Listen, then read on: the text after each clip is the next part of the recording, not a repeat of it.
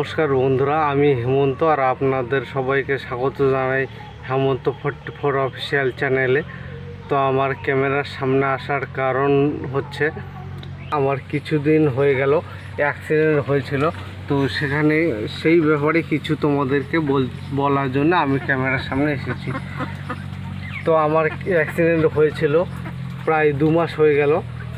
সেখানে তুলসীপুর মোড় থেকে বাড়ি আসার সময় আমার অ্যাক্সিডেন্ট হয়েছিল। তো আমাদের বাড়ি দক্ষিণ দিনাজপুর জেলার বালুরঘাটের মধ্যে আমাদের বাড়ি। রাস্তাতে বালু ঢেলেছিল। তো সেখানে গাড়ির চাকা স্লিপ করে আমার অ্যাক্সিডেন্টটা হয়েছিল। দেখতে পাচ্ছ আমার মুখ চোখ ফুলে গেছে প্রায়। তো ঠোঁটে এখানে কাটা আছে, এখানে কেটে গেছে ভুরুতে। আমার মাথাতে লেগেছে। মাথাতে লাগার কারণে আমি প্রায় 12 দিন জ্ঞানহারা অবস্থায় ছিলাম। তো সেখান থেকে অ্যাক্সিডেন্ট হওয়ার পর আমাকে নিয়ে যায় বালুরঘাট হসপিটালে। তো সেখানে সরাসরি বলে দেয় আমি আর বাঁচবো না। তো তারপর আমাকে নিয়ে যায় কলকাতা পিজি হাসপাতালে। আমাকে পিজি হসপিটালে নিয়ে যাওয়ার পর জ্ঞানহারা অবস্থায় আমি পিজি হসপিটালে আমাকে নিয়ে গিয়েছিলো। সেখানে যাওয়ার পর তো আমাকে পিজি হসপিটালে নার্সরা ভর্তি নেয় না। তো পিজি হসপিটালে আমার বাবা খুব কষ্ট করে ভর্তি করে দিয়েছে। কলকাতা পিজি হসপিটাল না হলে আমি আজ বেঁচে থাকতাম না। এই কারণে বালুরঘাট হাসপাতালে কোনো ডাক্তার ছিল না, ভালো ডাক্তার ছিল না। কলকাতাতে নিয়ে গিয়ে আমি ভালো হয়েছি। পুরো সাপোর্ট পিজি হসপিটালটা আর এক বাবা মা বলতে পারো। পিজি হসপিটাল পুরোটাই আমার সাপোর্ট পুরোটাই পিজি হসপিটাল যায়। কারণ পিজি হসপিটাল থেকে আমি জীবিত হয়ে এসেছি। বালুরঘাট হাসপাতালে কিচ্ছু নয় বন্ধুরা। তোমরা যদি কখনো বালুরঘাট হাসপাতালে আসো তো দেখতে কোনো কিচ্ছু নেই। আমার মেন বাঁচার কারণ হলো কলকাতা পিজি হসপিটাল না হলে আমি আর বাঁচতাম না। আর যে এভাবে তোমরা ভিডিওর সামনে দেখছো, আমি আর ভিডিওর সামনে হতাম না। তো কলকাতা পিজি হসপিটালে কখনো এবার যদি যাই তোমাদের সামনে ঠিক তুলে ধরব পিজি হসপিটালটা কেমন। তো কয়েকদিন আর 1.5 মাস পরে যাওয়ার কথা আছে ওখানে ডাক্তার দেখানোর জন্য।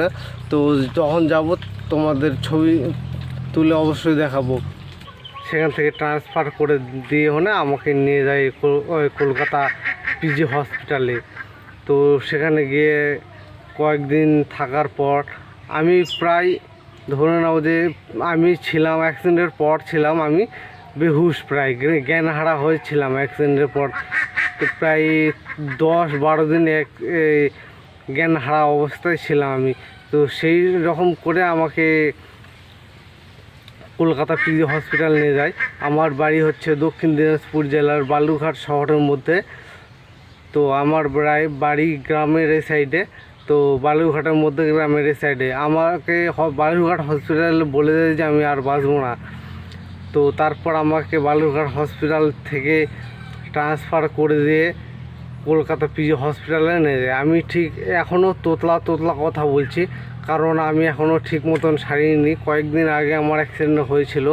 তো 2 মাস হলো প্রায় আমার ছুটির থেকে আসা এই পিজি হসপিটাল থেকে। তো পিজি হসপিটাল বলতে গেলে ওটা আর এক বাবা মা পিজি হসপিটাল। কারণ পিজি হসপিটালে এত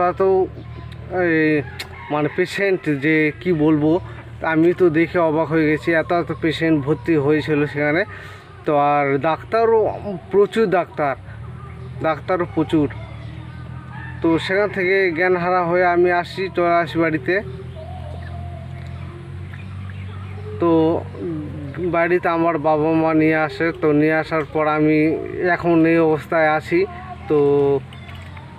তো আজকের ভিডিওটা এই পর্যন্তই ছিল, কারণ তোমাদেরকে এই সম্বন্ধে ধারণা দেওয়া খুব প্রয়োজন ছিল।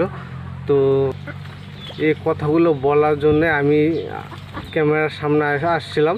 তো আমার কথাগুলো বলা হয়ে গেছে। আজকের ভিডিওটা দেখছো, এখনও তোতলা কথা বলছি। তো আজকের ভিডিওটা এখানেই শেষ করছি। দেখা হচ্ছে পরের কোনো নেক্সট ভিডিওতে।